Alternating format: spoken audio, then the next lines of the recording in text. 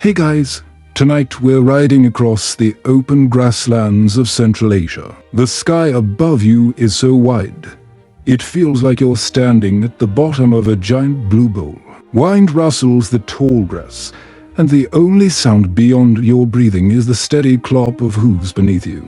You're gripping the reins, squinting at the horizon where distant hills shimmer under the hot sun. There's a leather satchel tied to your side. Inside it, a message with a royal seal. Urgent, non-negotiable. If you drop it, or arrive late, well, let's just say the Mongols weren't famous for their leniency. You probably won't survive this job, but hey, it's good cardio. So, before you get comfortable, take a moment to like the video and subscribe, but only if you genuinely enjoy what I do here. And let me know in the comments where you're tuning in from, and what time it is for you. Now, dim the lights, maybe turn on a fan for that soft background hum. Let's ease into tonight's journey together. You shift slightly in your saddle, because while history may have the comfort of distance, riding across the steppes doesn't exactly pamper your lower spine. You're a messenger of the Great Khan, and although the mail you carry isn't Amazon Prime fast, it might just be the closest thing the 13th century has to it. Picture it, a vast empire, stitched together with thread made of horsehair, courage, and good old Mongolian grit. At its height, the Mongol Empire stretched from the Korean peninsula to Hungary. That's about 24 million square kilometers, give or take a sheep pasture. It was the largest contiguous land empire in history. And somehow, they kept in touch. Not with WhatsApp, not even with pigeons. No, they used the ***, a relay-based postal system as efficient as it was dusty. But before we get ahead of ourselves, take a deep breath. Feel that dry wind on your cheeks. That's history. Smells like old leather and fermented mare's milk. You're on the road from Samarkand to Karakoram, the Mongol capital. It's a long one, hundreds of miles across unforgiving terrain. You've already changed horses 3 times, and your knees are silently begging for retirement. In the pouch beside you, a letter sealed in beeswax and string.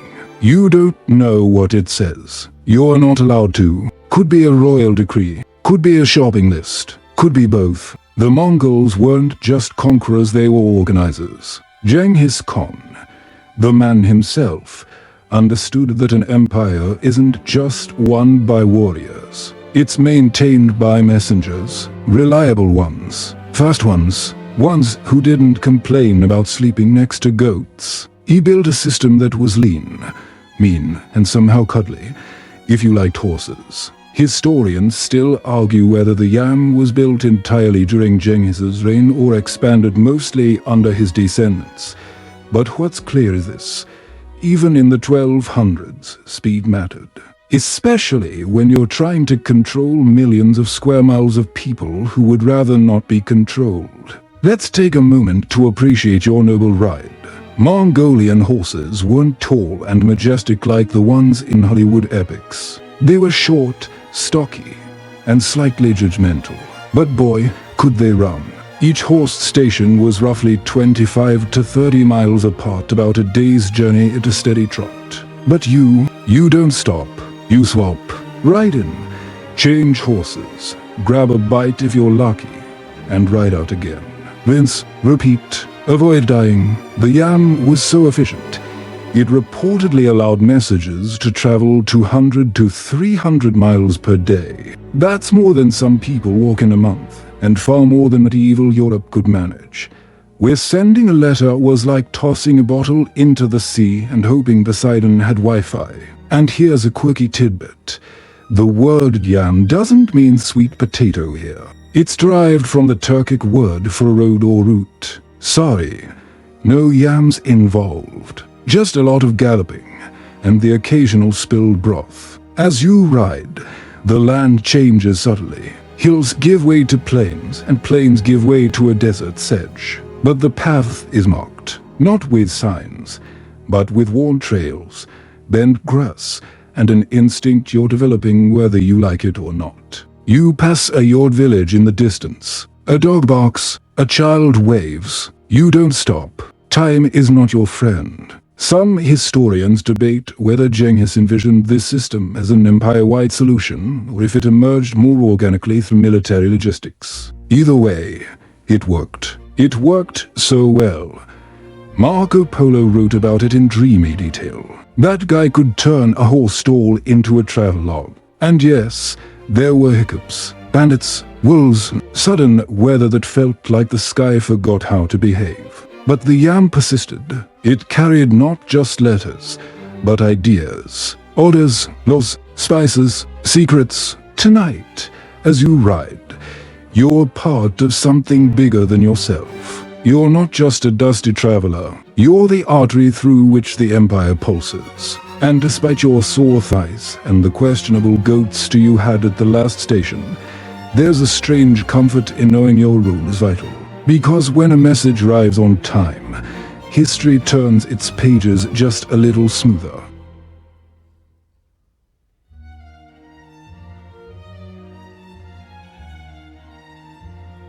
You adjust the straps on your saddle, feeling the raw edge of leather bite gently into your fingers. There's a rhythm now, hoof beats like a metronome, your thoughts like tumbleweeds drifting across the plains. You're still a good 2 days from Karakoram, but you're already halfway into the mental time machine that is this job. The year is somewhere in the early 1200s. You don't bother keeping track because, frankly, time gets a little strange out here. Sunrise, sunset, horse in, horse out, message delivered, repeat. That's the cycle. You're not just working in a postal system, you're living it. The Mongol Empire wasn't always this organized. In fact, it wasn't even always an empire. Not long ago, these lands were home to warring nomadic tribes with names like the Merkits, the Tatars, and the Nayman. They didn't much care for each other, and alliances changed faster than weather in the Gobi Desert. Enter Temujin. You might know him by his later title, Genghis Khan. He was born into chaos, lost his father young, and spent his youth dodging assassination attempts and picking ticks off wild roots for dinner. Truly a glow-up story. But Genghis had a gift. Not just for fighting, lots of steppe warriors were good at that, but for building loyalty and strategy. He created a system where people were promoted based on merit, not bloodlines. That was kind of a big deal back then. And as his power grew, so did his need for ***. You can't rule an empire the size of a continent if your messages take months to arrive, or worse, if they never do. So, while Genghis was out conquering, he was also quietly laying down the bones of a logistical machine, a postal system that could keep pace with his armies and his ambition. And horses, so many horses. Historians still argue whether Genghis Khan modeled the yam on earlier Chinese or Turkic systems. The Chinese had a well-established courier network under the Tang and Song dynasties. The Persians, also brilliant at mail before mail was even a thing. But the Mongol version was uniquely Mongol, practical, mobile, and built with war in mind. You, dear courier, are part of a grand strategy. A chess piece galloping across the world's largest board. And what's wild is most people didn't even see the genius of it. When folks think of the Mongols, they imagine screaming cavalry with bows, burning cities, and the occasional pyramid of skulls. And sure, they had that side. But under the armor and arrows was a system that ran smoother than most modern bus schedules. Here's a fringe fact for your mental scrapbook. Some historians believe that Mongol logistics influenced later Russian postal systems and even hinted at pre-modern concepts of centralized bureaucracy. Russia, in particular, inherited a lot from the Mongols, some of it appreciated, some of it, well, less so. But let's return to you, bouncing gently in your saddle, squinting at the sun that refuses to stop being blinding. You've reached a fork in the road. One route cuts through the edge of a forest. The other hugs the river bank and smells suspiciously like wejek. You choose the river. Why? Because you once rode through that forest and ended up face to face with a bear that had no respect for imperial postal authority. The message you carry today is sealed with a thick red cord. You've seen this kind of seal before, likely diplomatic. Maybe a command to a local governor. Maybe a report on tax collection. Or maybe it's a warning. Stop hoarding grain, or we'll send the guy who doesn't smile.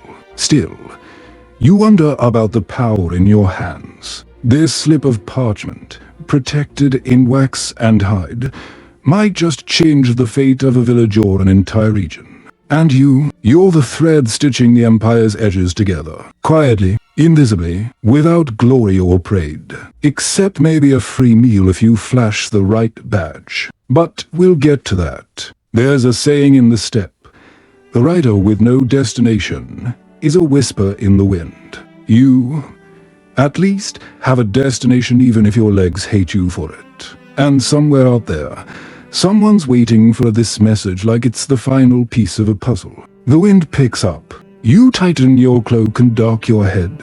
Dust and grit whip across your face like nature's exfoliation. The horse doesn't flinch. These creatures were born in storms, raised on frozen tundra, and trained to nap standing up in a blizzard. Sometimes, you wonder how such small horses carry such big history on their backs. At a shallow stream, you dismount, splash your face, and let the horse drink. Nearby, a lizard sunbathes on a rock, completely uninterested in geopolitics. You envy it briefly, but then you hear a far-off thunder, not weather, but hooves. Another rider, could be a fellow Kriya, could be a bandit, could be a goat farmer who forgot something and is in a real hurry. You tense, grip your reins, but as the figure draws closer, you spot the distinctive curved bow, the iron-tipped spear, and most importantly the insignia burned into his saddle. He's young too. One of yours. He nods, doesn't speak, and keeps riding. No socializing on the job.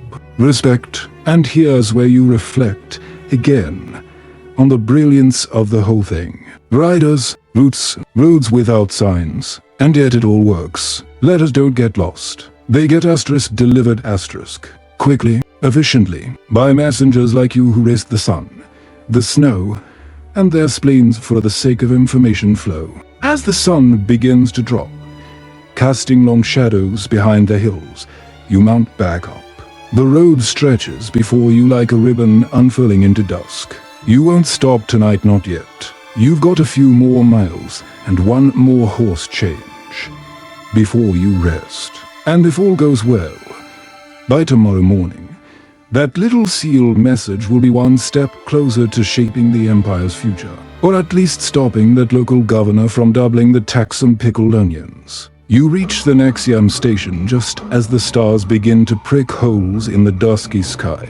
It's not much to look at, just a cluster of yurts surrounded by a low wooden fence and a few tethered horses who glance at you like they know you're late. A dog barks once, then settles back down.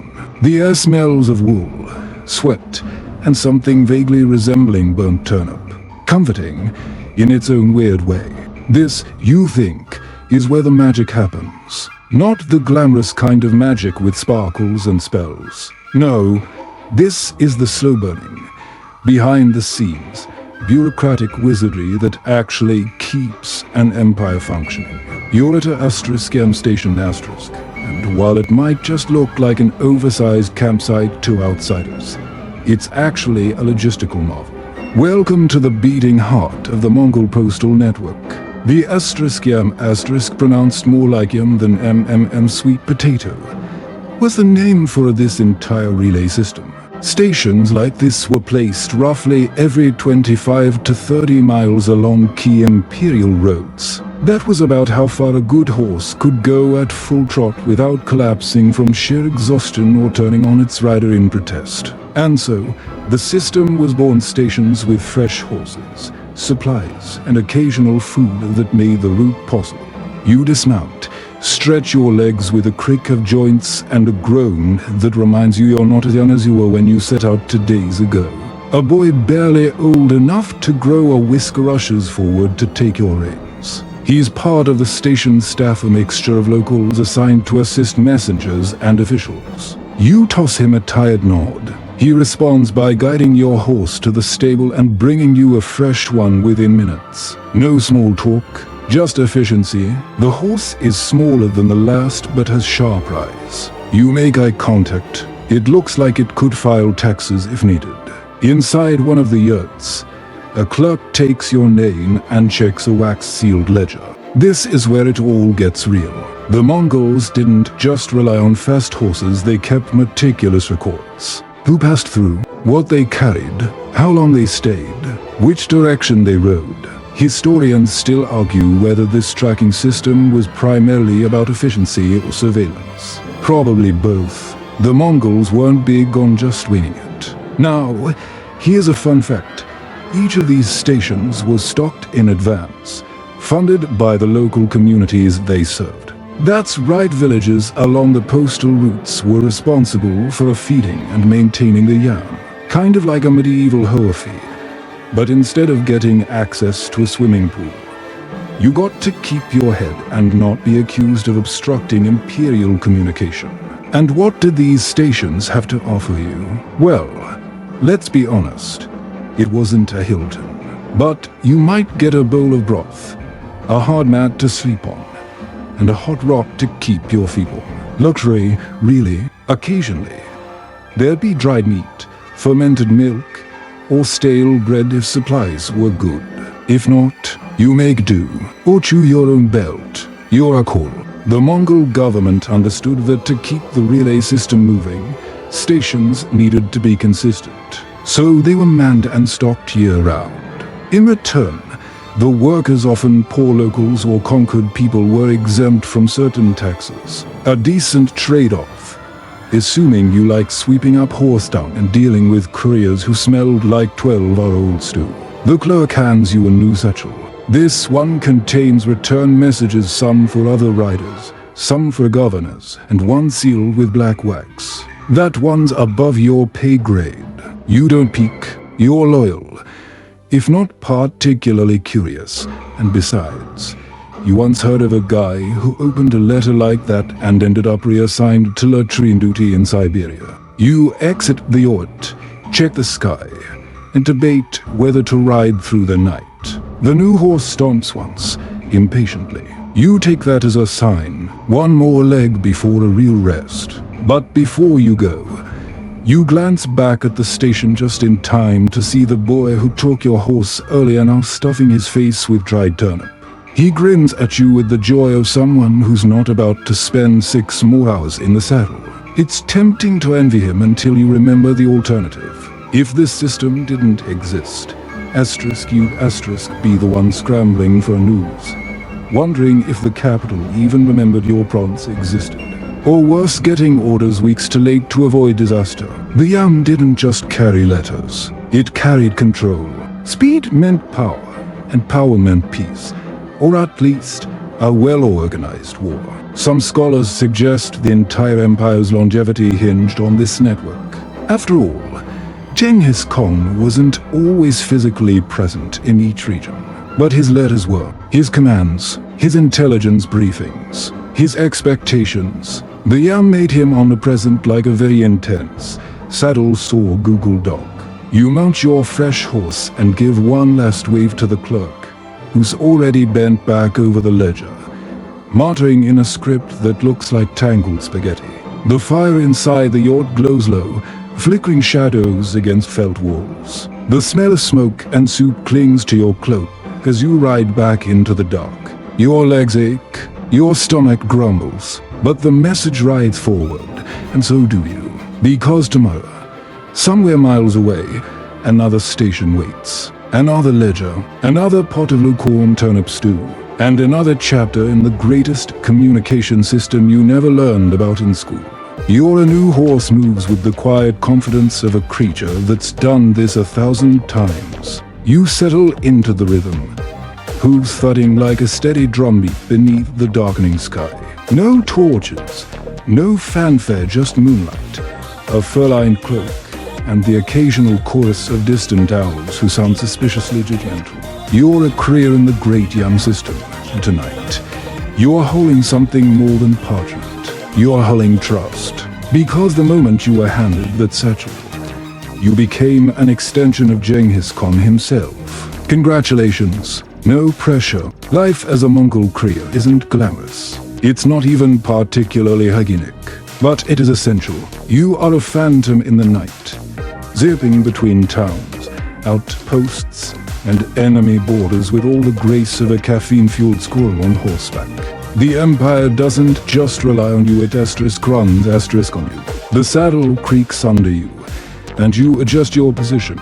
There's a sore spot on your thigh where the previous horse didn't so much trot as slam into the earth with every hoof You try not to take it personally. As the night deepens, your thoughts wander to the strange little benefits of this dangerous job. One perk, free food, another, immunity kind of. As an official courier, you're not to be harmed or delayed. You're under the Khan's protection, and woe to anyone who gets in your way. Unless you're late, then *Q* are the problem. And how fast you're expected to be. Genghis Khan once declared that a message should reach from one corner of his empire to another in just a few days. And it worked thanks to people like you and horses that ran like their oats were infused with ambition. Historians still argue whether this blistering speed was consistently achieved. Some records suggest years, especially under Kublai Khan, Genghis's grandson, who supercharged the network even further. Others think it was exaggerated, like most empire propaganda. Still, the stories remain. A 1,000-mile route completed in less than a week, riders swapping saddles so quickly that the parchment never cooled. Not bad for a civilization some still wrongly dismiss as barbaric. But let's pause for a reality check. You're not always gliding majestically across empty plains. Sometimes you're crawling through mud, ducking arrows, or trying to cross rivers that don't understand your career goals. Your job comes with hazards, from bandits who don't read imperial law to wolves with a grudge against humanity. And then there are the messages themselves. Not all are harmless letters. Some are warnings, orders to execute a rebel, instructions to invade a province, coded letters only the recipient understands, and, very occasionally, a birthday greeting from one noble to another that's so flowery. You wonder if the scroll is secretly edible. There's also the matter of not reading what you carry. That's a rule, a big one. Couriers who pry are sometimes reassigned. And by reassigned, we mean buried. You learn quickly that curiosity is for cats, not messengers. Still, the temptation is real, especially when you hear rumors about secret alliances, betrayals, or the occasional scandal involving a goat, the princess, and a surprisingly detailed list of complaints. But you resist, because your life depends on it. Tonight's load is heavier than usual. 3 scrolls, a folded parchment, and something wrapped in waxed cloth that *CL inks * when you shift. Could be coins, could be medicine, could be very small, very angry snakes. You decide not to think about it. At some point during the ride, you pass through a narrow canyon. The cliffs loom like stone giants, and your horse's ears twitch nervously. You hum softly an old courier trick. The vibration soothes the horse. It also lets potential ambushers know you're not alone. Even if you are, you spot a small cairn of rocks near the canyon's entrance. That's a good sign. It marks the safe path built by couriers like you, who survived the journey and left a clue behind for the next parcel. You nod in thanks to the anonymous stack. One rock at a time, this empire speaks. Another fringe detail most folks miss. Couriers like you often doubled as scouts. You weren't just delivering messages. You were gathering intelligence, weather patterns, road conditions, troop movements. Your eyes were the Empire's eyes. Your memory, its backup archive. And heaven help you if you forget the part about the broken bridge or the town that's run out of grain. That's not just bad form, it's potentially deadly for whoever's next. You crest a rise just as the moon slips out from behind a cloud. There, in the distance, flickering like a lazy firefly, is the next station. A dot of orange in the vast black ocean of night. Relief washes over you, but you don't relax. Not yet. Your current horse is lathered with sweat, its flanks quivering.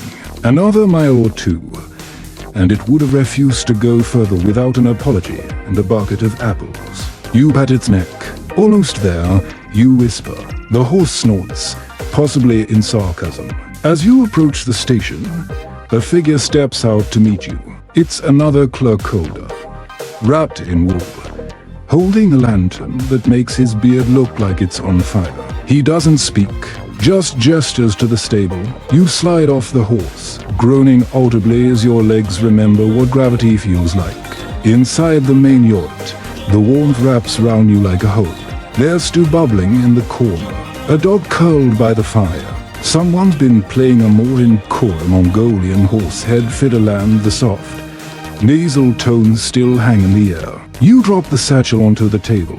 The clerk raises an eyebrow at the sealed scroll with black wax. You shrug, high priority. He nods, and you realize, not for the first time, that in this world of empire building and conquest, it's often the quiet ones with ink-stained fingers who know the most secrets. You're offered a blanket and a spot by the fire. You decline. There's still time to ride before dawn. One more station, one more swap, and then you'll sleep. Because in the Yam, you rest only when the message is safe. The fire at the Yam station fades into the distance as you press on under a sky now thick with stars. There's a chill in the wine shop and sneaky, like it wants to remind you that even careers have limits. You pull your cloak tighter and settle into the saddle once more, the fresh horse beneath you alert and well-fed. You envy its energy, slightly, but there's something calming about night rides. The world is quieter, fewer distractions, just you, the wind, and the comforting squelch of hooves in soft turf. You can almost forget that the Empire depends on your ability to deliver a wax-sealed scroll without accidentally riding off a cliff or angering a yak. The next station is 30 miles off. You've got a few hours to kill on horseback, of course, but still. So let's talk about these stations. The relay points, the ancient equivalent of drive-through windows, except instead of ordering fries, you're swapping horses and praying the stew hasn't spoiled. These stations were placed with meticulous care. Not too close horses needed time to run. Not too far riders needed to not die. They were typically spaced based on what one horse could handle at a decent pace, about 25 to 30 miles. Some were as simple as a single yacht and a fire pit. Others were fully staffed outposts with food, medical supplies, and sometimes even a tiny jail cell for unruly couriers. Yes, that happened. No, you don't want to ask. What made them remarkable was how predictable they were. In a world where weather could change in an hour and roads disappeared under drifting sand, these stations were as close to reliable as you could get. Each had fresh horses, each had staff who knew the routes, each had a copy of the master log, and each could spot a fake courier from a mile away. There was even a standardized sign-in process. You'd show up, flash your *paser more on that shiny thing, soon record your arrival, switch horses, maybe eat something that didn't move on its own, and continue. Smooth, efficient, gloriously repetitive. Historians still argue whether the Yam relay stations influenced similar systems in later empires, like the Russian *Yanshik* or the Ottoman *Garlic*. One thing's clear: Genghis's network set a gold standard, and unlike in many other parts of the world, Mongol stations were not optional Towns had to support them, keep them supplied, and make sure they functioned. It wasn't just a courtesy, it was law. And yet, Mongol leadership knew how to sweeten the deal. In return, Those who maintained the stations often received tax exemptions. They were technically civil servants minus the pensions and questionable coffee machines. Some even grew wealthy by catering to elite couriers or, occasionally, housing traveling nobles. Back on the trail, your horse picks up speed. The ground here is firmer, the air lighter. You spot distant torchlight, another rider headed in the opposite direction. You both nod in acknowledgement. No stopping, no chatting.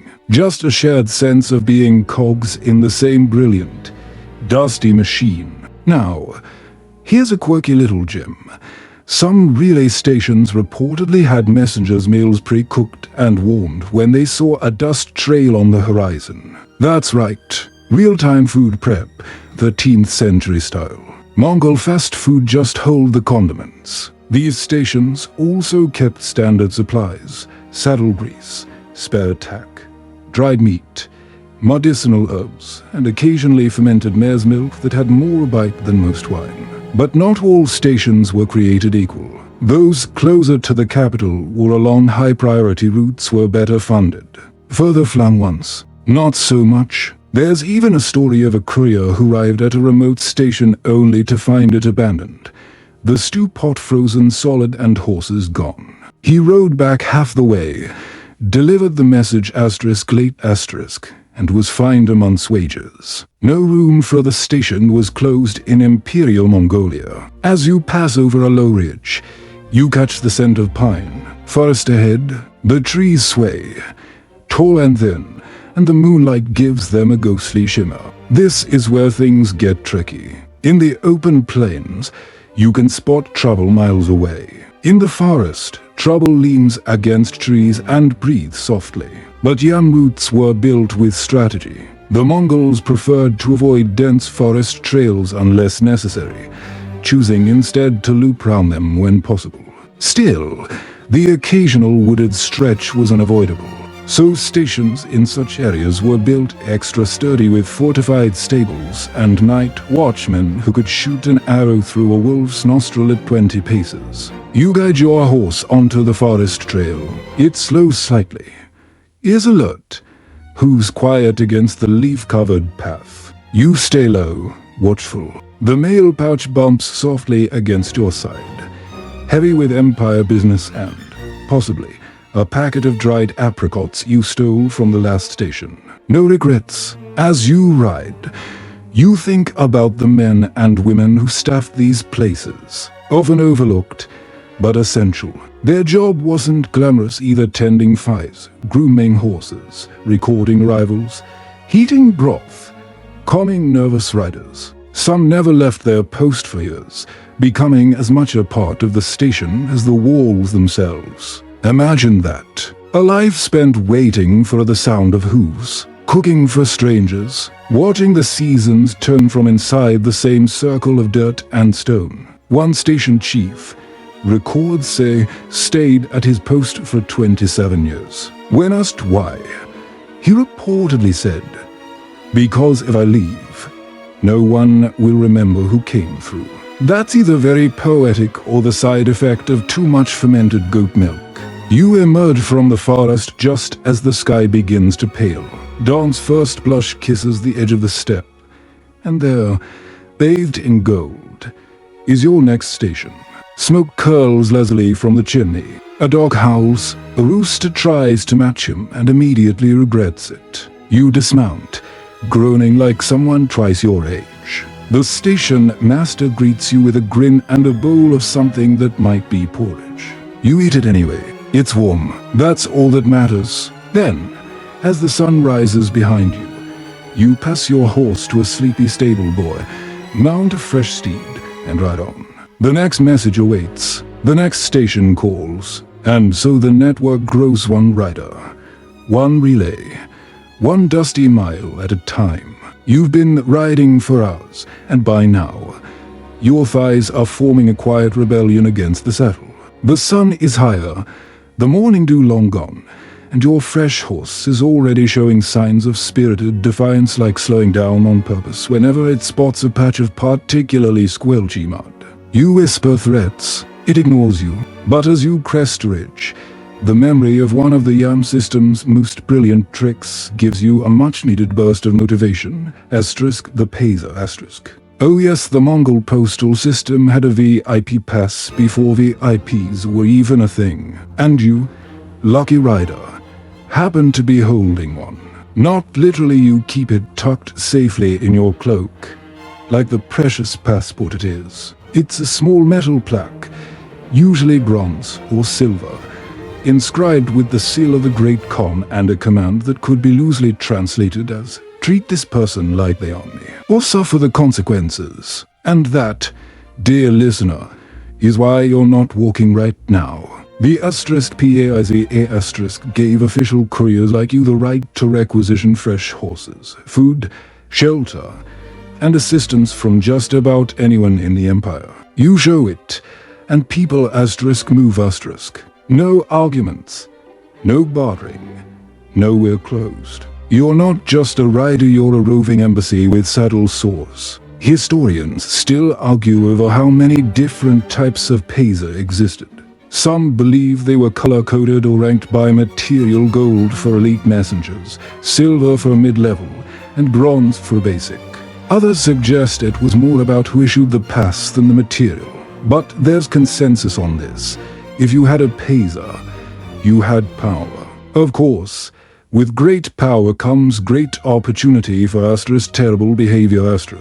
Some couriers, especially the more ambitious or morally flexible ones, abuse the system. They would demand lavish meals, force villagers to give up their best horses, or linger for days at a station they were supposed to pass through in hours. This led to repeated reforms from the Khanate. Regulations were tightened. Penalties were introduced. One rider was reportedly caught using his Pazer to host a wedding feast in a small village. The scroll says executed, but I like to imagine they just took away his privileges. You pat your cloak where the plaque rests. It's smooth, cool to the touch. A reminder that while your legs may be on fire, you're officially important, or at least temporarily not ignorable. As you pass through a dusty roadside hamlet, you catch eyes with an older woman tending goats. Her gaze flicks to your cloak, then to your posture. She nods, you nod back.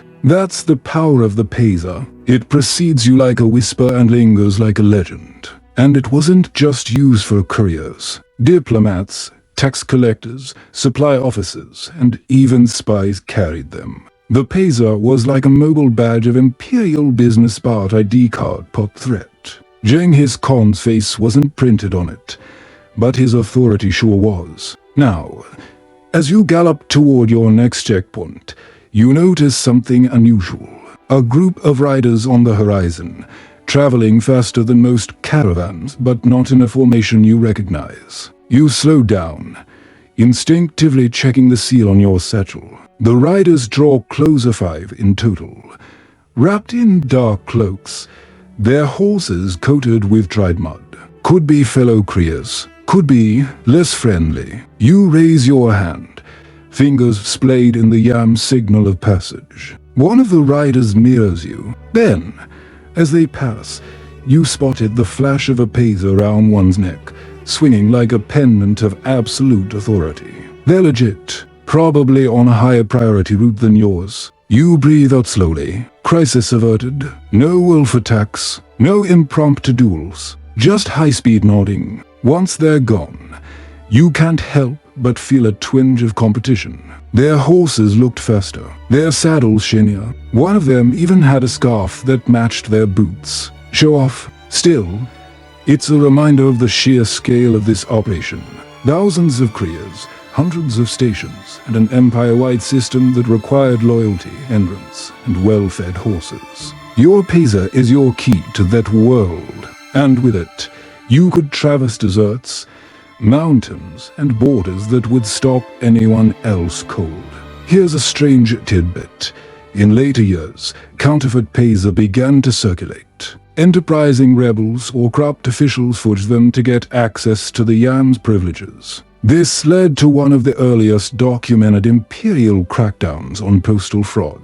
Think of it as the ancient version of someone hacking a VIP pass to the Mongolian Netflix account. The government responded by adding new marks, changing the inscriptions, and even embedding unique notches into each plaque. And they kept records, scrolls cataloging every peso issued, who held it, and for how long. You had to return your peso when your mission ended.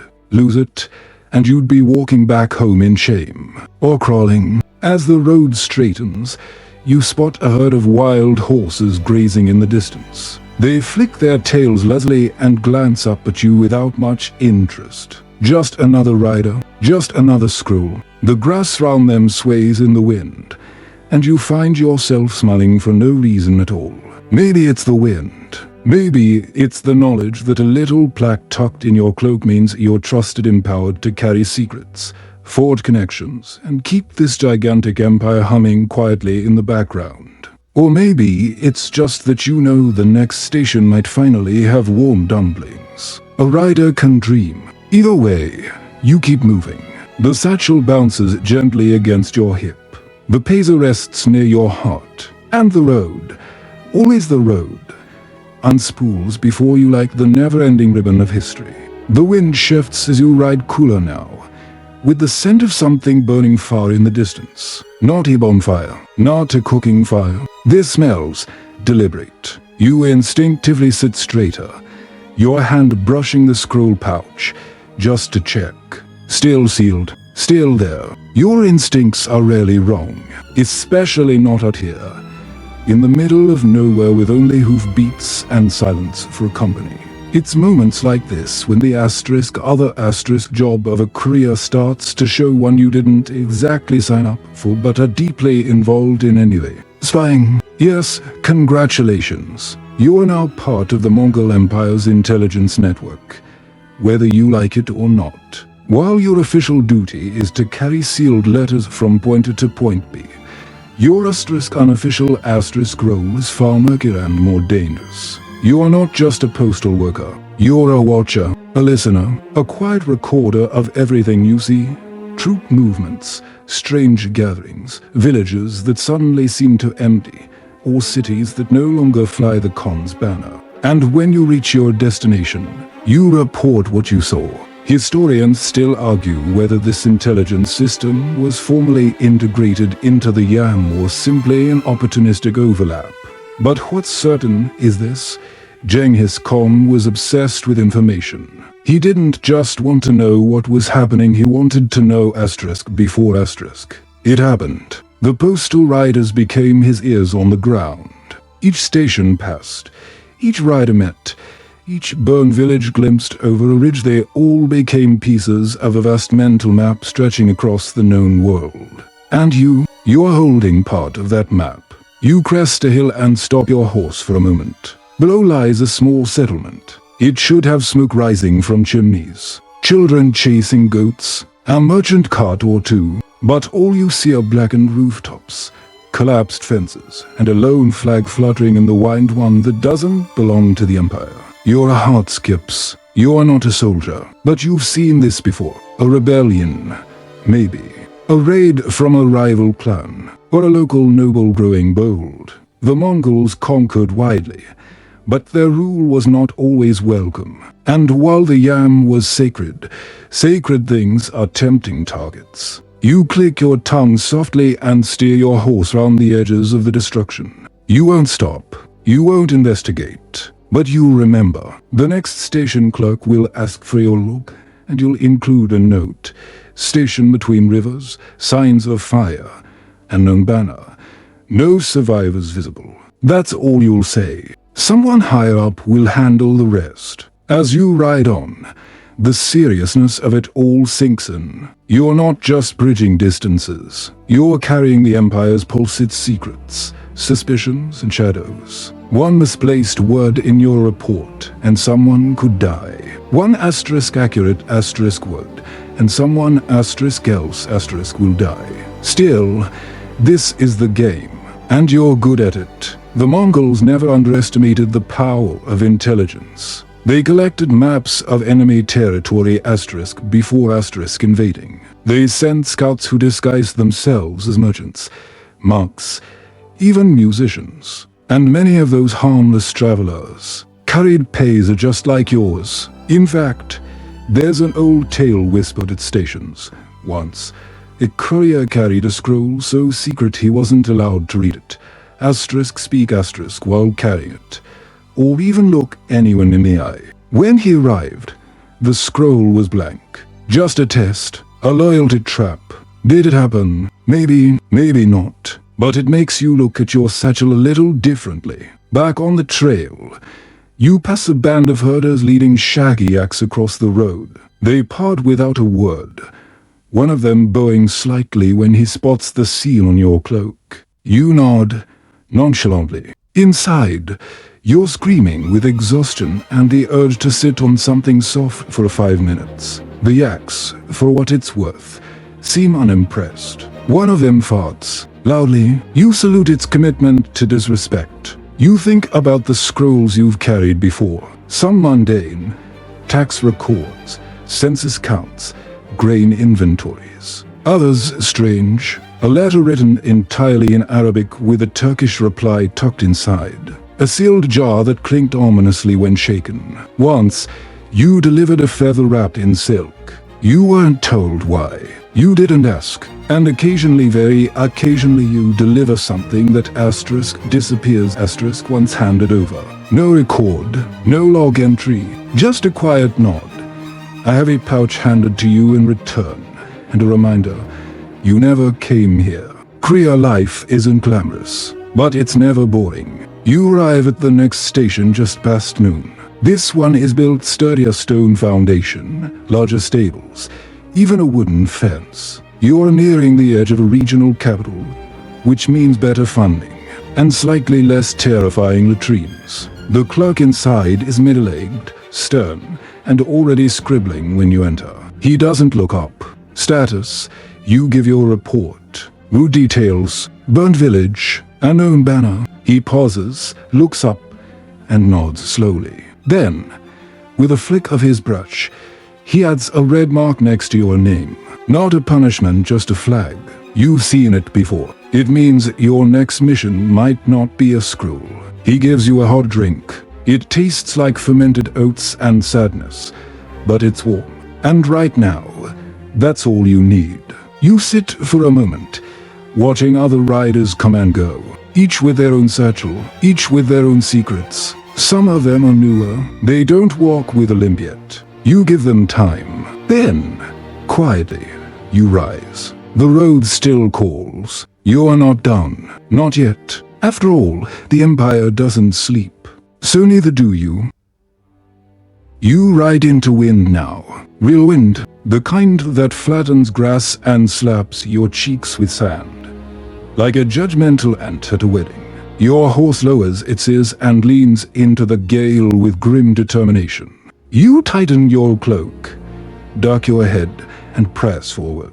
This section of the route is notoriously tricky, wide open plains with no trees, no shelter, and weather that seems to wake up every morning and choose violence. But you are not surprised. You've been through worse. Snowstorms, hail, the one time a camel chewed your boot while you were napping. This is just another chapter. Still, you can't ignore the sheer geography of it all. One moment you're riding through golden grasslands, the next you're skirting jagged mountains or traversing deserts that hiss at you when you pass. The Yam was more than just a clever system, it was a triumph over terrain.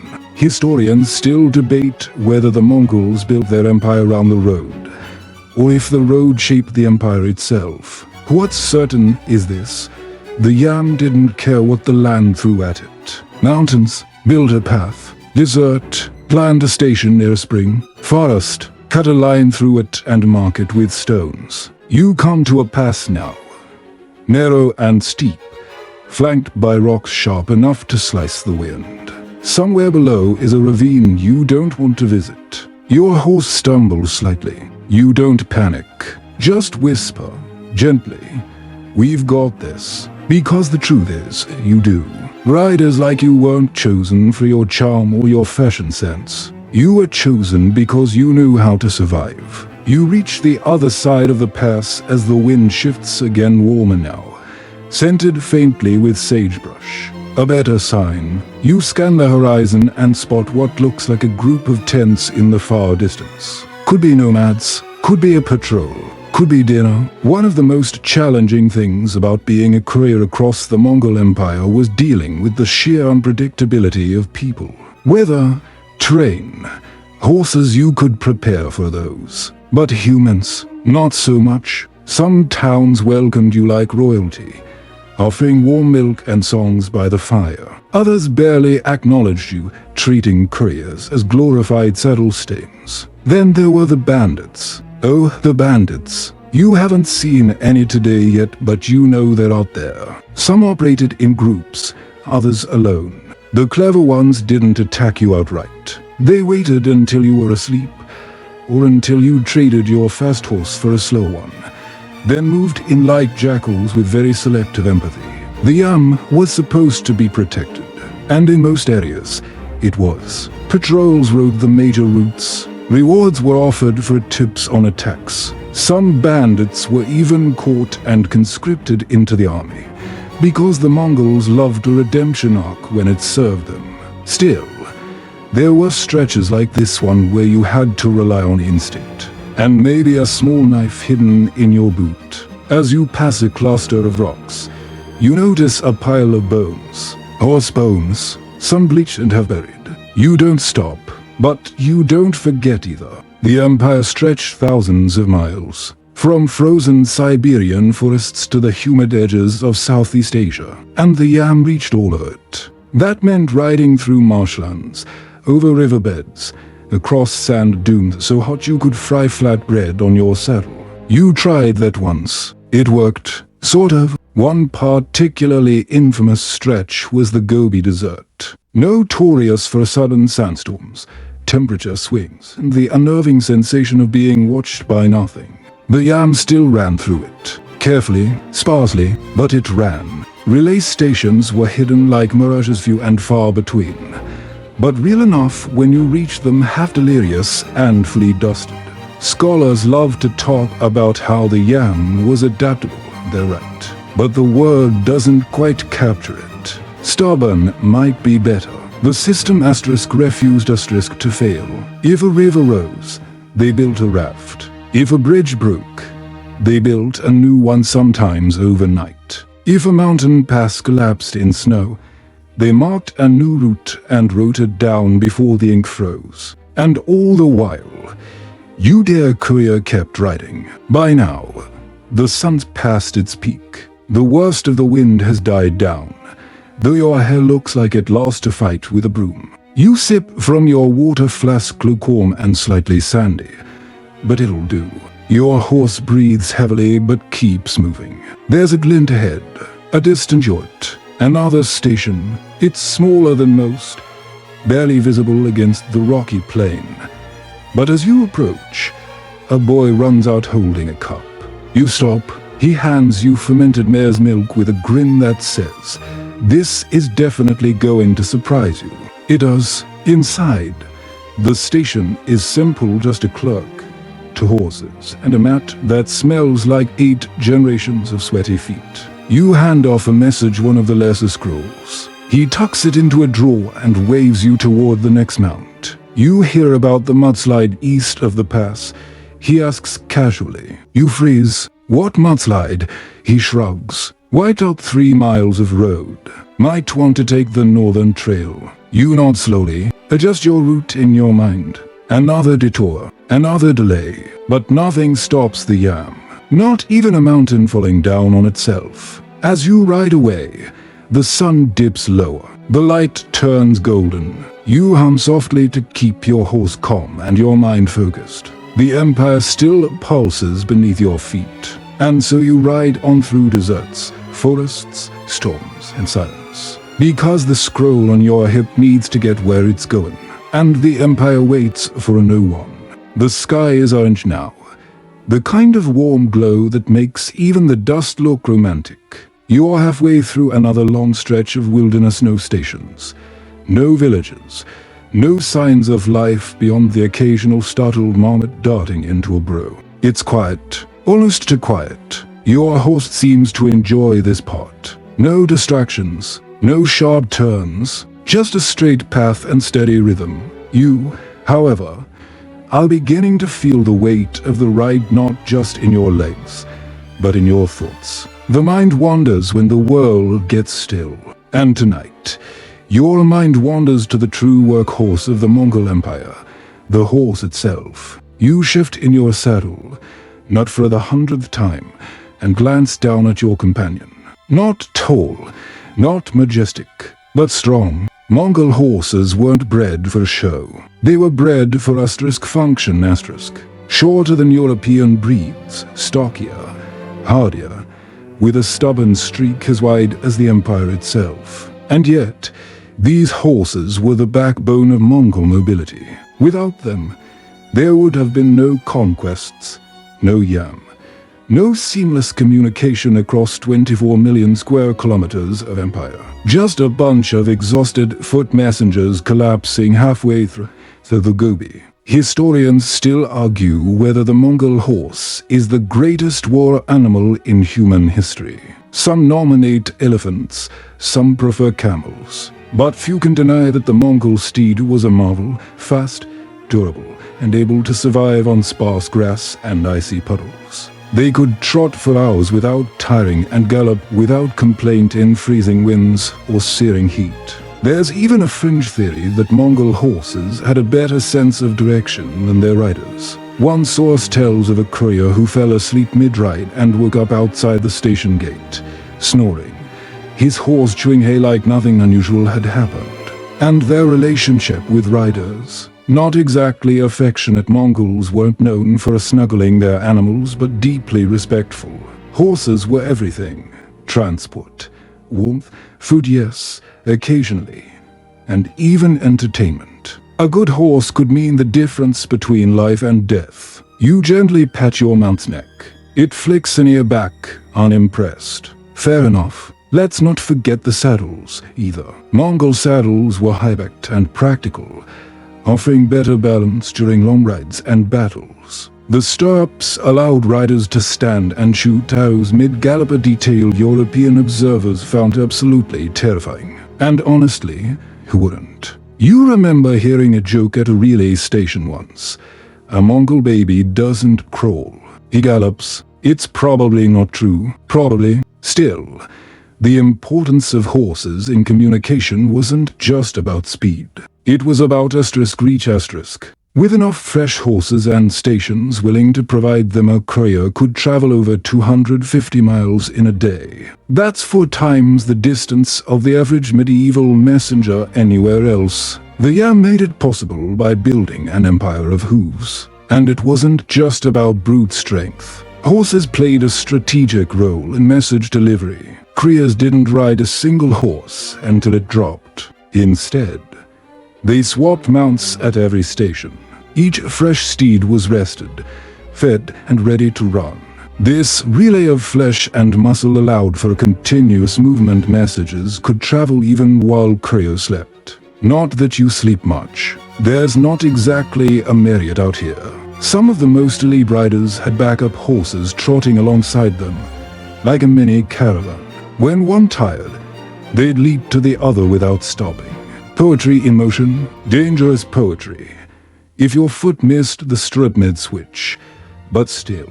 And the Mongol horse wasn't the only animal used for the Yam. In certain regions, camels were used particularly for sandy or desert-heavy routes. In snowy mountains, yaks, whatever animal fit the terrain, the Mongols adapted. That was their true strength, adaptability, and an imperial skill. You spot a crumbling cairn by the roadside.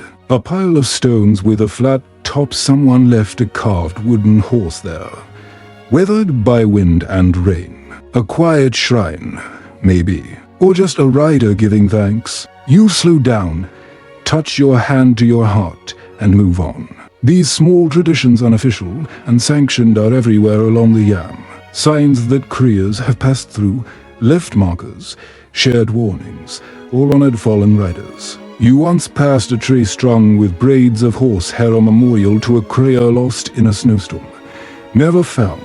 You tied your own strand there. Still think about it. Now, as the shadows stretch longer and the road bends toward the horizon, you marvel again at the silent architecture of the system. The yam isn't a single route, it's a asterisk web asterisk. An invisible infrastructure built not of stone or metal, but of trust, stamina, and hoofbeats. It connected cities, yes, but more than that. It connected people who would otherwise never meet. Tribes, merchants, nobles, peasants. Through messages, stories, and information. One hoofbeat at a time. And maybe that's the most overlooked part. The yam wasn't just about control. It was about asterisk cohesion asterisk. Holding an empire together that stretched across cultures, climates, and languages. A thread running through it all. Tugged gently by riders like you. Your horse snorts, snapping you from thought. The air is cooling rapidly now. You're nearing the next station. A faint light flickers through the trees afire. Maybe. Or a lantern. You'll arrive tired. You'll eat something questionable. But you'll be safe. And tomorrow, you'll ride again. Because the horses keep running. And so do you. You dismount stiffly. Your legs wobbling like they've just remembered they weren't designed for extended horseback duty. The station ahead is quiet. A modest cluster of yurts nestled beneath tall pine trees, their outlines glowing softly in the evening light. Smoke rises gently from one of the chimneys, and a faint smell of boiling millet lingers in the air. Not exactly five-star dining, but after a day like today, even millet is a celebration. The station clerk greets you with a grunt. No pleasantries, just a sharp look at your satchel, a glance at your dust-covered face, and then a quick motion toward the ledger. You sign, he nods. You pass him two scrolls and a folded note. One of the scrolls is bound in blue silk clearly from a noble court. The note is sealed with wax bearing a military emblem. He tucks them away carefully and grunts again, which, in Yam Station language, means you did fine. There's stew if you want it. Don't touch my dog. You sit near the fire for a while, chewing something vaguely bread-like and watching the flames dance across the cracked pot. Other couriers come and go, none staying long. A girl no older than 16 switches out a horse's saddle in under a minute, barely looking up. She's probably seen 1,000 riders come through. You're just another in the blur. And inside that blur, behind the dust and the sweat and the endless miles, is a surprising truth. This whole operation asterisk works asterisk. You see, the yam wasn't just horses and stations. It was asterisk bureaucracy asterisk. A vast, quiet, efficient machine run not by warriors, but by scribes, clerks, and paper. Yes, paper, the unsung hero of empires. You remember the first time you stepped into the archives in Karakoram. Walls of scrolls, tables covered in ink pots and brushes, officials hunched over documents, muttering to themselves, scratching their ears, occasionally snoring. It wasn't glamorous, but it was the brain behind the muscle. Every letter you carried was recorded, every arrival logged. Each station noted how long you stayed, what you ate, and what horse you took. There were scribes for incoming dispatches, outgoing ones, duplicates for imperial records, and backups for the backups. Mongol bureaucracy wasn't elegant, but it was relentless. Historians still argue whether the Yam's paperwork rivaled the Song dynasty's legendary civil administration. Some say it did. Others scoff and point to how often ink froze on the step. Either way, one thing is clear. The Mongols may have ridden like warriors, but they governed like accountants. Even the languages used were diverse. Persian, Yiga script, classical Mongolian, Chinese depending on where the courier was going. The messages could change format and language along the route. Which is why you weren't just expected to ride. You were expected to understand. A fringe fact that always makes you smile. Some couriers were multilingual. They weren't just riders, they were translators, secretaries, even scribes on horseback. You once met a courier who claimed he could write the same message in 6 different languages backwards. You're not sure you believed him, but his calligraphy was excellent. There was also a whole cast of officials just to handle the classification of documents. Military dispatches, civil orders, economic reports, marriage alliances, grain shortages. Mongol society, while deeply hierarchical, had no patience for inefficiency. A lost message wasn't just an inconvenience, it could trigger a war. And then, of course, there were the spy reports. Those didn't go into the public ledgers. They were passed by hand, sometimes coded, sometimes disguised inside seemingly innocent trade manifests or weather logs. You once carried a report labeled "Salt Prices" along the Silk Road. It turned out to contain 5 names and 3 assassination orders. The work of the Yam extended far beyond the road. It reached into offices, royal courts, monasteries, military camps, and village halls. The system wove together the daily hum of governance with the high-stakes theater of empire. It's why you take your job seriously even when your boots smell like goat and your knees click like old hinges. You're not just a messenger, you're part of a vast, humming infrastructure that keeps history from falling apart at the seams. Back at the fire, someone drops another log onto the coals. Sparks flutter upward like fireflies. You watch them rise, thinking of all the letters you've carried. Some sparked revolts, others ended them. Some changed borders, others just asked for more dried fish. They all mattered. You rise, dust yourself off, and grab your new satchel. 3 items this time, 2 scrolls and a curious parcel wrapped in blue felt, tied with golden thread.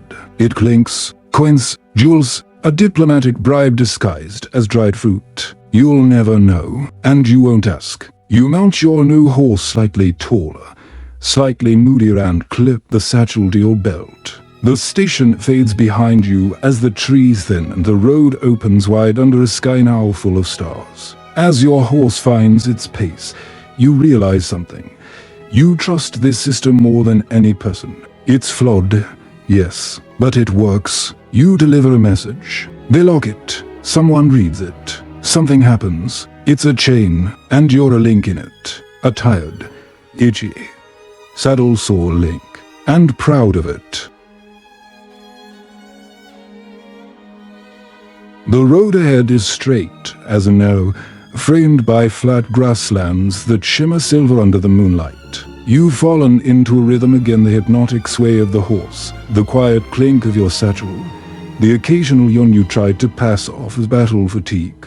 In truth, it's the silence that's getting to you. Silence makes you think, and thinking makes you realize just how absurdly brilliant this entire system really was. Take a step back for a second. Consider the competition. While the Mongols were galloping messages across continents with military precision, what were the rest of the world's empires doing? Europe? Oh boy, in 13th century Europe, messages took weeks to arrive, if they arrived at all. And that was assuming you weren't depending on a disgruntled monk with poor handwriting and a mule with joint issues. Most communication in medieval Europe was local, slow, and riddled with the kind of delays that would make modern customer service look like a Formula One pit crew. Sure, some kingdoms had organized messengers, especially the papacy or powerful nobles, but there was no unified postal system, no standard speed, no network that could rival what you're riding through right now. Even the famed Cursus Publicus of the Roman Empire, long dead by Genghis Khan's time, had never been this fast. The Islamic caliphates did better, particularly the Abbasid and Umayyad dynasties. They had courier systems with set stations, known routes, and official documents. Some even argue they were the inspiration for the Yam. But again, few could maintain the sheer scale and consistency the Mongols achieved. And China? Yes, our eastern overachievers, the Chinese dynasties, especially the Tang and Song, had impressively organized courier routes, detailed records, swift messengers, and an appreciation for both bureaucracy and speed. The Mongols took that inspiration, slapped it onto a horse, and added step-style overdrive. Historians still argue whether the yam was more influenced by Chinese models or Turkic tribal relay traditions. Honestly, probably both. Genghis Khan didn't invent bureaucracy, but he was a master at weaponizing it. He didn't care where a good idea came from, as long as it worked. And if it didn't, he fixed it, or replaced it, or, in rare cases, politely suggested improvement via a flaming arrow. That adaptability is what made the Mongol yam different. It wasn't static. It evolved fast. Routes shifted, stations expanded, regulations tightened. It responded to the empire's needs like a living organism, always adjusting, always improving. In fact, your very existence as a courier is proof of that. The uniform you wear, dusty though it is, the plaque in your cloak, the satchel slung over your shoulder, it's all part of a machine that learned and refined itself over time. A bureaucracy built not for comfort, but for control. There's a fringe tidbit you remember from a chat at a station back near Bakar. A scribe there claimed that at the height of the empire, over 10,000 horses were dedicated solely to yam couriers. 10,000. Imagine the feed bills. And yet, the Mongols made it work by treating communication as a strategic weapon, not just a convenience. You recall a story half legend, half-truth of a message sent from the heart of Karakoram to the gates of Baghdad in just 12 days. 12, that's the kind of speed that puts modern snail mail to shame. It's not a coincidence that Marco Polo couldn't shut up about the Mongol relay system. He was stunned. And let's be honest, he'd seen some things. The Mongolkans weren't the only ones to notice. Other empires tried to copy the yam. After the fall of the Mongol Empire, the Ottomans experimented with a similar courier network, but struggled to maintain the same efficiency. Russia's own Yamskoy, because literally named after the Mongol yam, borrowed heavily from its structure, even after the Golden Horde faded into history. But none quite matched the original, because the yam wasn't just about horses or stations. It was about belief. Every rider, every clerk, every stable boy fed the same idea, that information mattered, that the right scroll at the right time could prevent a war, or start one, or change your life on the other side of the world. That belief was baked into the system. Couriers were respected, feared. Even delay a message and you'd answer to the Khan. Mistreat a rider and your village might receive a strongly worded visit from 100 very persuasive men on horseback. The system was protected by its own reputation. And it wasn't just fear. There was pride, too. You've seen it in the eyes of old couriers, the ones who've limped their way into retirement with stories, scars, and a deep love for the road.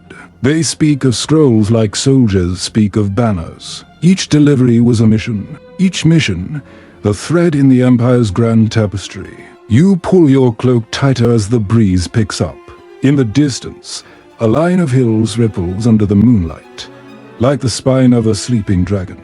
The horse beneath you snorts, eager to keep moving. You shift in your saddle and let your thoughts settle. Others may have tried, others may have copied, but none rode like the Mongols. None understood that speed wasn't just a convenience, it was dominance. And tonight, as you race across empty lands with nothing but the stars above and a scroll at your side, you're part of that legacy, one who've beat it at time. The morning fog clings to the low hills like a half-forgotten dream, softening the landscape until it all blows sky, road, and horse. You blink a few times, hoping your eyes adjust. They don't. Your horse doesn't care. It keeps moving, steady as ever, nostrils puffing little clouds into the cold dawn air. You're on another less used leg of the yam now. Fewer stations, fewer riders, This route was once crucial, linking supply lines between two military zones, but has since fallen into lighter use. Still, the scroll you carry insists this road matters. It's sealed in dark green wax, the kind that usually means grain or logistics. Or taxes. You hope it's not taxes, because tax scrolls have a way of making people angry. And that's what today's ride is really about. The fragility of systems, even brilliant ones. The YAM was efficient. It was fast. It was ahead of its time. But even the best wheels wobble when the ground shakes. And oh, how the ground shook. You pass a broken waymarker just a few stones left from what was once a proper signpost. You dismount briefly, turn the top stone upright, and move on. It's not your job, technically, but out here, small gestures are how you pay respect to the system. The system that's kept you alive more than once. Back in Karakoram, when things began to fall apart, it didn't happen with a bang. It was slower, subtle, like dust gathering in a crack, widening it with each passing season. Civil wars, succession crises, local governors growing bold and ignoring orders. Kublai Khan moved the capital to what is now Beijing. While that gave him a stronger grip on China, it loosened his fingers from the western stretches. The YAM suffered, routes were neglected, horses went unfed, stations burned. Historians still argue when exactly the YAM began to decline. Some point to the 14th century, when the empire fractured into Khanate Golden Horde, Ilkhanate, Chagatai, Yuan. Others say the system kept limping along even through that. But they agree on this. Once the unity fractured, so did the message. You've seen the cracks, stations that are abandoned, scrolls that never arrived. Once, you met a courier who'd been riding for 3 weeks, only to discover the station he was supposed to report to had switched allegiances. He handed over his message. They handed him a sword. He barely made it out. And then came the plague. The Black Death tore through Asia before it reached Europe. Some scholars believe the YAM helped spread it unintentionally.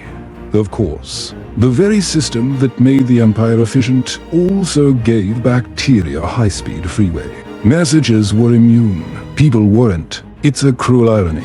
A system designed to unite the world briefly became the very thing that helped break it. You ride on through what used to be a trade route, now mostly empty. A few ruined outposts, some old goat pens, and a single rusting cauldron have buried in the dirt. You remember this place. It was bustling once. You and another courier shared fermented yogurt here during a storm. He played the jaw harp. You sang something off key. Now the wind sings solo. But not all is lost. The YAM didn't vanish overnight. Pieces of it survived. In fact, some survived so well they became the foundations for later systems. The Russian Yamshik was a direct descendant. The Chinese Yuan dynasty kept using parts of the relay long after Mongol rule collapsed. Even in Persia, the idea of courier networks stuck around. There's even a fringe theory that elements of the Mongol postal system inspired early concepts in Renaissance Europe, though it's a bit like saying your neighbor's goat inspired the piano.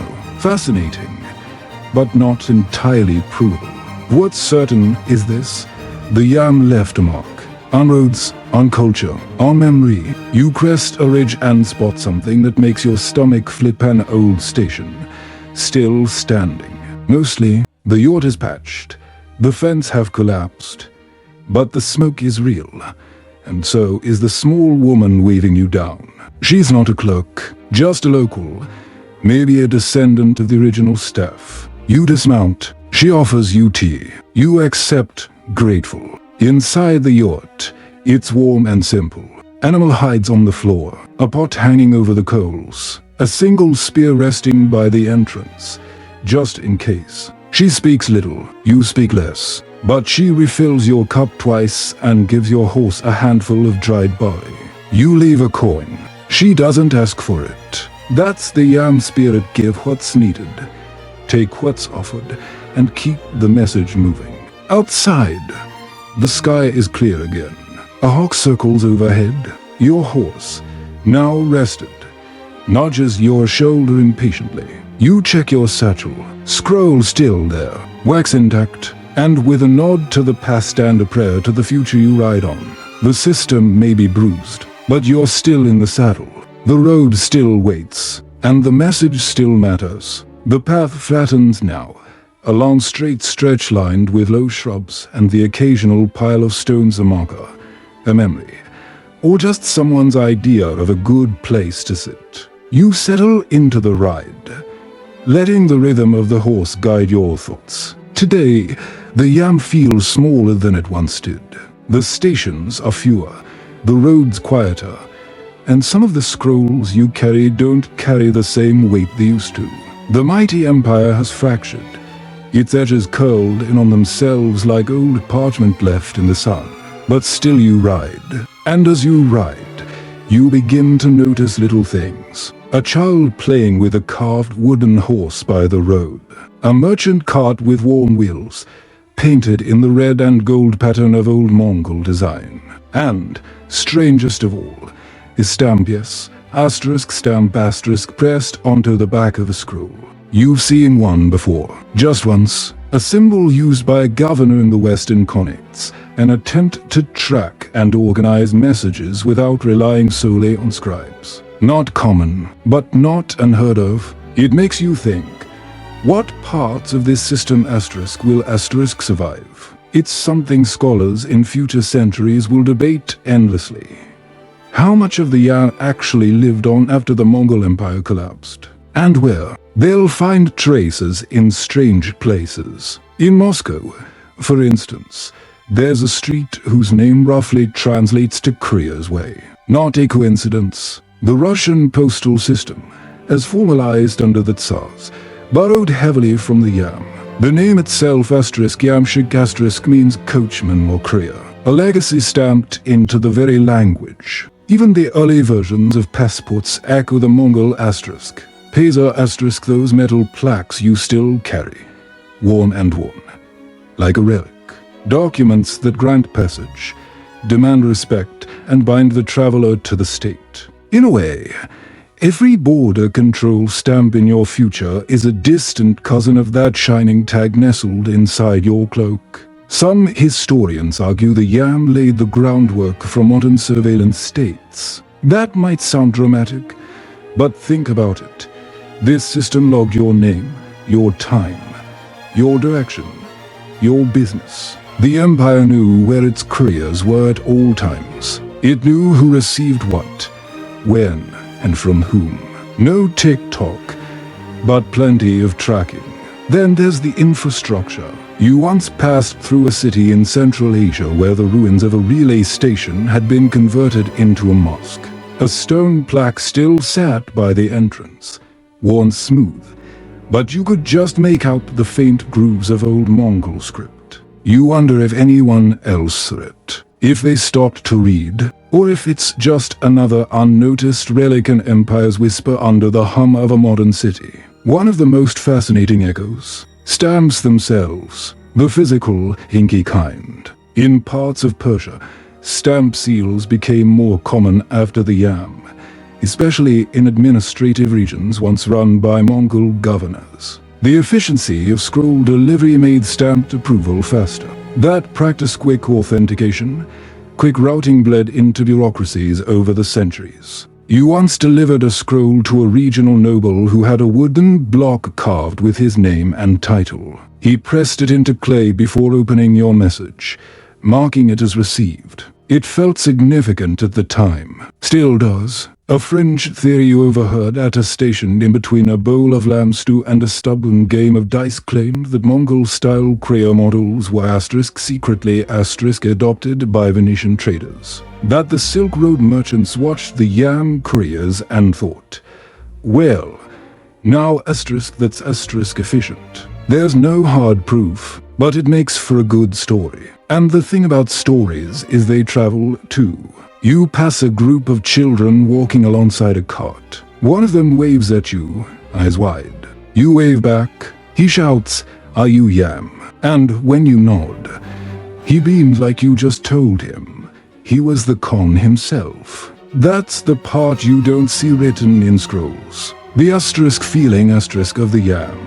The pride, the meth, the strange combination of function and romance. You're not just moving a letter. You're writing a legend. Even if the empire fades it is fading. Its systems outlast its borders. The bones of the yam lie buried beneath modern post offices. In the rules of safe passage. In the language of logistics. In the faith people place in something as simple as a sealed message. You reach the next station at dusk. It's sturdier than most, still operating like the old days. A young girl takes your reins. A clerk with ink-stained hands nods in recognition. Inside, there's a new map pinned to the wall, hand-drawn. Routes marked in red. Updated, adjusted, alive. The system breathes. You hand over 2 scrolls. Receive one in return. Before you leave, the clerk pulls you aside. He's old, sharp-eyed, and holds a small item in his palm, a metal disc, marked with a crescent moon. Hang this by your saddle, he says. It lets the next station know you're on the new route. You take it, weigh it in your hand. It's light, but it feels heavy somehow. Like the future. Like someone decided the yam's not done yet. Outside, your new horse stamps impatiently. You mount, clip the crescent to your saddle, and ride into the growing dark. The scroll is safe. The road is ready, and the legacy continues quietly, efficiently, invisibly, just as it always has. You wake with a start, not from sleep, but from the kind of half-conscious trance couriers often slip into on long rides. The sort of ride where time blurs, your back aches, and you've been staring at the same patch of horsemane for an hour without realizing it. The sky is pitch black now, save for a few distant stars. You've left the last station behind and are now headed for a place most couriers pass through but few talk about. The long-haul rest post at the edge of the capital road asterisk asterisk, just before asterisk asterisk. Karakoram. It's not listed on the maps. It's not part of the official scrollwork. But everyone knows it's there, because even the best riders needed a moment to breathe before entering the final stretch. This is where you'll find tonight's quiet story. You spot the station by the soft flicker of torchlight, dim by design. No need to attract attention. The yam may be official, but the world is still full of people who think a courier makes for an easy target or a good ransom. And the further the empire frays, the more often people test those odds. The station itself is nothing special. A wide, low tent with extra furs lining the inside, and a small kraal where tired horses munch hay in absolute silence. You dismount, stretch your aching limbs, and hand the reins to an old man with one eye and exactly zero interest in conversation. Inside the tent, a pot of broth simmers slowly. The woman tending it offers you a bowl with a nod. No questions asked, just warm food, warm shelter, and an understanding that you won't stay long. Because this is what the yam does best, it keeps moving. Tonight, though, you pause. You sit cross-legged by the low fire, nursing your bowl of broth that tastes faintly of onion and boiled leather.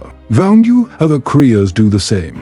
No one speaks above a whisper. Some are sleeping already, curled up in cloaks. One hums quietly, a tune that sounds older than the empire itself. And then you notice the walls, not made of fabric like a normal yacht, but of rough wood and planks, carved and scored with names. Hundreds of them, riders, clerks, horse handlers. Some scrawled in thick brushstroke script, others etched in delicate lines like poetry. All of them part of the same story. This is a relay station, but it's also a memorial. You find yourself tracing one of the names with your finger. Tegshi, it reads. You knew a Tegshi once, fastest rider west of the mountains. Said he could change horses without touching the ground. He once outran a sandstorm in the Gobi and arrived with nothing but grit in his teeth and a scroll so tightly sealed it had to be steamed open. You wonder if it's the same man. You don't ask. You don't need to. This station isn't here for answers. It's here for remembering. Historians rarely write about places like this. They focus on the roots, the laws, the big stories. The Khan's decrees, the empire's maps, the rebellions and restructures. But they miss the dusty human thread holding it all together. Because for every letter that made it to its destination, a courier had to ride through a storm. A horse had to gallop through the night. A clerk had to log the arrival with a freezing hand and a broken quill. For every decision that shaped history, someone had to deliver it first. It's easy to forget the infrastructure beneath the glory. But the Yam was built on people, and while they didn't always get statues, they sometimes got their names scratched into the walls of a halfway station. You finish your broth. The woman refills it without asking. You thank her quietly and sip again. Outside, the night deepens. The next stretch will take you directly to Karakoram, and from there, the scroll in your satchel will go where you can't follow. Into the hands of someone far above your station. A noble, a general, maybe even someone seated at the Khan's own table. You'll never know what it says, but it's not yours to know. Your job is the road. Your duty is the saddle. You look again at the walls at the hundreds of names, each one a ripple across time. Some riders went on to become commanders. Others disappeared into the snows. A few are probably still out there, old and creaky, training the next generation to ride fast, stay silent, and never ever drop the scroll. You nod to yourself. Time to go. As you step outside, the cold air bites harder than before, but it's clear. The kind of clarity that tells you dawn isn't far. You tighten your cloak, check your satchel, and mount your final horse at all. Calm beast with eyes like polished obsidian and a look that says, "We're not stopping again." You ride through dark grass, past trees whispering ancient wind songs, past ruins, wayposts, and the ghosts of riders who came before you. This is the last leg, and somewhere in the distance, Karakoram waits wide gates, stone walls, and the final handoff. But for now, it's just you, the road, and the sound of history breathing beneath your hooves. The stars begin to fade as the horizon blushes pale blue, the first hint of morning creeping into the world like a whispered rumor. Your horse's breath fogs the air, rhythmic and steady, while your legs feel like they've turned into stiff strips of old jerky. You roll your shoulders, adjust the satchel, and narrow your eyes. There it is, Karakoram. It doesn't rise like the grand cities of Europe, nor does it sprawl endlessly like the markets of Baghdad. It's quiet, low, and deceptive in its simplicity. But make no mistake, this is the heart of an empire, a place where decisions are made with brushstrokes and blood.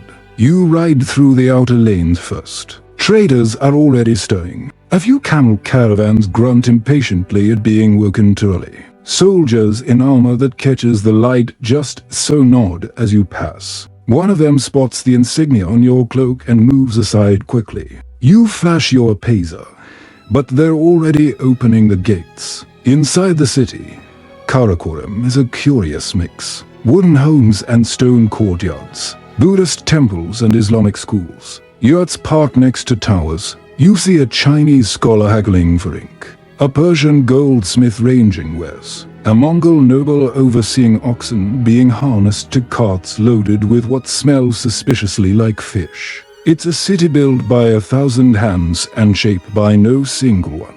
This is where cultures meet and, occasionally, politely insult each other's cuisine.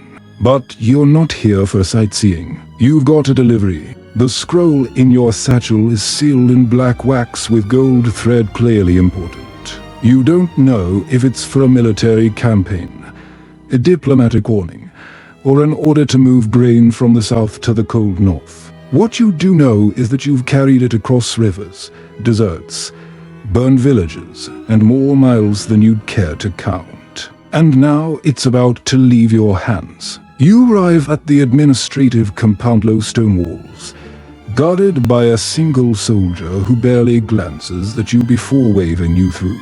Inside, the clerk greets you with all the enthusiasm of a man who spent too many years surrounded by scrolls and not enough years on horseback. "You're late," he says without looking up. You say nothing. Just hand him the scroll. He inspects the seal. His eyebrows rise. That usually means it's above his asterisk pay grade. He clears his throat, scribbles something in a ledger with a brush that looks more worn out than your boots, and motions to a boy who scurries off with the scroll in hand. Just like that, it's out of your life. Funny, isn't it? You've spent days protecting that message through cold and rain and aching limbs, and now it vanishes into a corridor like a whisper swallowed by wind. The clerk finally looks at you. You're to report back in 2 days. There may be return messages. You nod. No rest for the road weary. But before you leave, he leans in slightly and says, "You came the long route, didn't you? Through the pass, you nod again. Then you should know," he adds, almost reluctantly, "the rebellion's worse than we thought. That village you passed, the one with the strange banner, that wasn't just a local uprising. There's talk it was instigated from across the border. So it was a spy mission after all. You just didn't know you were on it." You shrug. "Not your concern now. You did your job, and that's the yam in a nutshell. Carry the message. Let others sort out the mess." You leave the office and step back into the morning light. The sun now fully rises, casting the city in gold. Couriers are already gathering near the stables, loading up scrolls, packages, and orders. One of them grins at you, young, clearly new. "How was the road?" You stretch. "Flat and uphill both ways." He laughs like you're joking. You're not. Then, like a proper young courier, you find the nearest bathhouse. It's not fancy, but it has steam and warm water. You sit there for what feels like both a minute and an eternity, letting the ache melt away and the silence wrap round you like a blanket. Later, you'll eat. Later, you'll check your horse. Later, you'll report to the central station and be assigned a new route. Maybe back east, maybe toward the coast, maybe north, where winter still bites. But for now, you rest, because in the yam, there's no retirement. Only the next scroll, only the next ride. The sun is high now, warm on your shoulders, gentle on your back. You lie beneath a tree just outside the city, cloak rolled under your head, the sound of distant hoofbeats fading into the breeze. The grass sways round you in slow, sleepy waves, and for the first time in days, there's no scroll at your hip, no mission in your hand, no pressure on your chest, just breath and silence. You hear birds song in the distance, a child laughing, the clink of metal in a blacksmith's shop far away. They fade in and out, like sounds from another world. Your eyes begin to close, and the road ever long, ever waiting finally lets you go for a while. Your body relaxes, your thoughts soften, and all round you, the empire continues shifting, whispering, breathing. Messages are still being sent, horses still run. The yam moves forward, but not you, not yet. Right now, there is peace. You are the silence between hoofbeats. You are the breath between words. You are the pause in the empire's pulse. Rest now, courier. Your message arrived, and the road can wait.